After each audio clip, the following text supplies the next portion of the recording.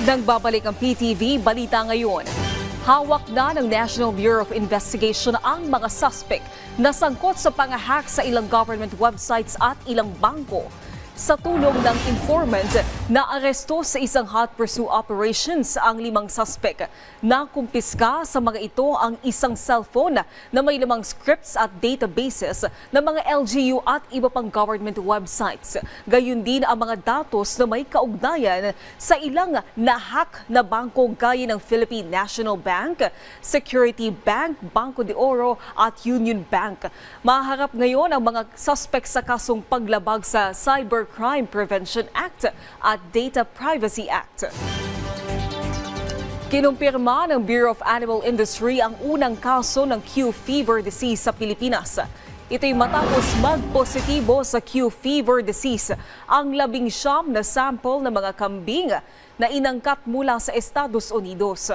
Ayon sa BAI, zoonotic o nakakahawa sa tao ang naturang sakit na maaaring magdulot ng flu-like symptoms o trangkaso. Sa ngayon, nagsasagawa na ng depopulation at surveillance monitoring ang BAI. Nilinaw naman ng BAI na wala pang naitatalang human case ng Q fever disease sa bansa. Samantala, alamin natin ang ibang balita mula kay Julius Pacot ng PTV Davao. Mayong adlaw, giduso karon sa 20th Davao City Council ang ordinansa sa pagmugna sa Payment for Ecological Services kon PES scheme. Tumong niini nga mahatagan og proteksyon ang watershed area sa Davao City. Butangan usab kini og trust fund o alokasyon alang sa conservation, protection and management sa watershed areas sa Dakbayan. Magkolekta usab dinhi og bayad alang sa mga water consumer nga makabenepisyo sa mga watershed dinhi sa Dakbayan. Hinuon ginahisgutan pa ang sistema kabahin niini. Amang ordinansa anana sa first reading nga giduso karon ni Councilor Pilar Braga kinsa author usab sa Water Code Ordinance dinhi sa Davao City.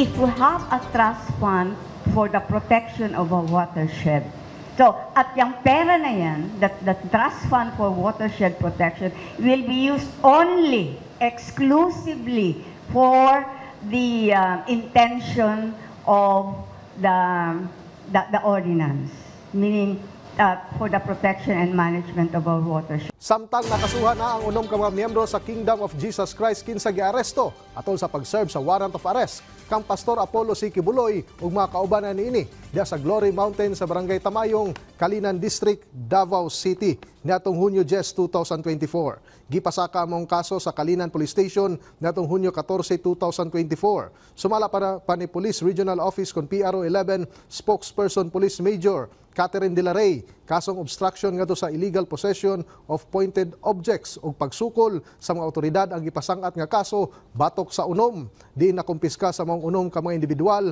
ang mga bolo ug usa ka marble gun. Yes, seryoso kay na-file naman ang na-file na ang maong case.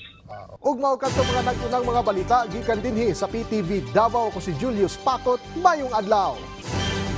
Daghang salamat Julius Pacot. At yan ang mga balita sa oras na ito. Para sa iba pang update, i-follow at i-like kami sa aming social media sites at PTV PH. Ako po si Naomi Tiburcio para sa Pambansang TV sa Bagong Pilipinas.